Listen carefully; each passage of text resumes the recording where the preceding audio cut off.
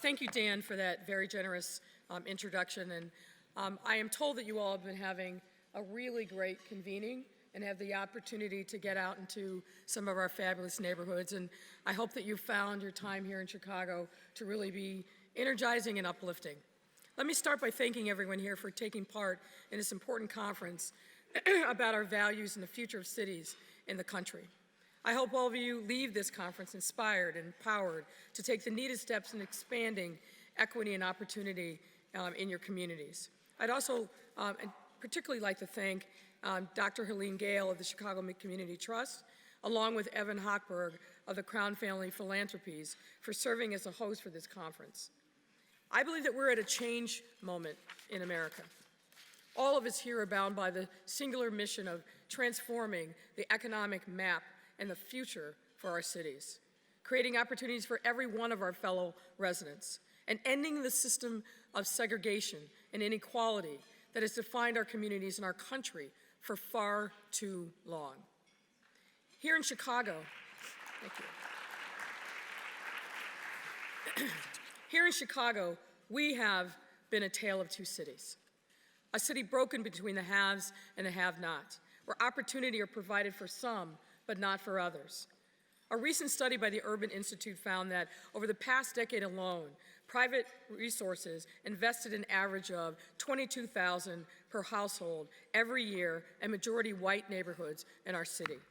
Meanwhile, during that same period, majority black neighborhoods saw that number shrink to a mere $5,000. But while that may be the case here in Chicago, that description could easily fit other cities across the country. The result of this disjointed system are cities with families and in some instances entire communities living in fundamentally different worlds. To use the example of Chicago again, a child born in the Washington Park neighborhood on our south side is expected to live a mere 69 years. And for those of you don't know, 69-year life expectancy is something that we have not seen as a country since the 1960s. And yet, if you go a few blocks away to Hyde Park, the neighborhood of the University of Chicago, the life expectancy of that same child immediately jumps to 83 years. 69 years, and a few blocks away, 83 years. Just a few blocks away.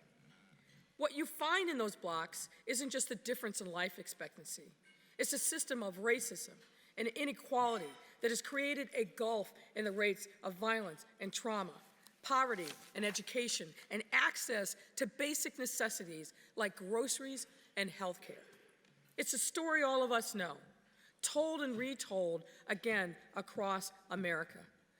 Segregated by race, isolated from opportunity, and left trapped. But there are solutions, and you know that. That's why all of us are here. It comes through comprehensive investment, comprehensive coordinated economic planning, and true access to community building blocks, making sure that we are empowering and strengthening individuals and families and communities by investing in them, and frankly, just acknowledging and seeing them through our government policy and in partnership with business and philanthropy. Breaking this system won't be easy, but no one can tell me that it's impossible.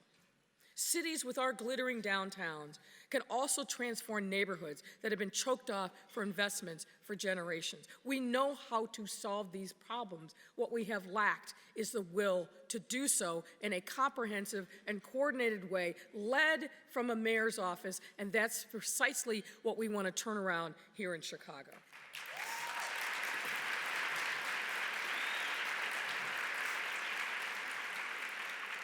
And let me share with you an example of how we're starting to take steps in that direction.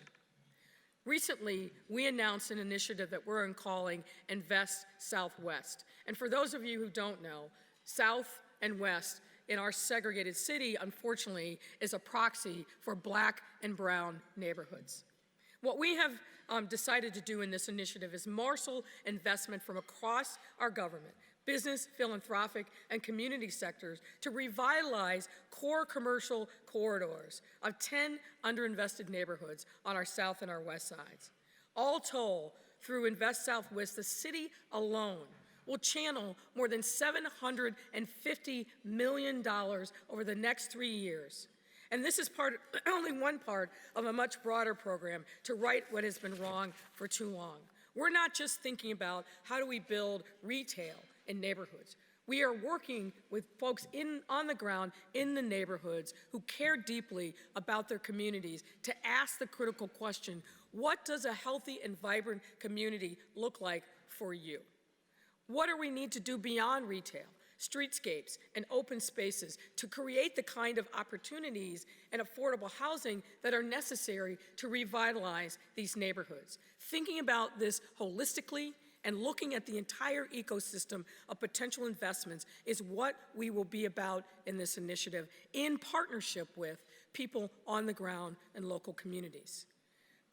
So whatever our solutions may be, they have to be guided by the principles of equity, transparency, accountability, inclusion, and transformation. We don't want to be transactional any longer. We don't want people to work in silos any longer. We want to come together and transform the trajectory and life expectancy of individuals and families and communities. The voices from our neighborhoods, our children and our adults in need, we simply can no longer pass them by. I want to thank all of you for being here and for the great work that you are doing and the passion and commitment that you bring to this important moment. I am so excited about the opportunities for our city and for partnering with people all across the country to talk about the Renaissance in Chicago, which begins in investing in our Black and brown neighborhoods. Thank you very much.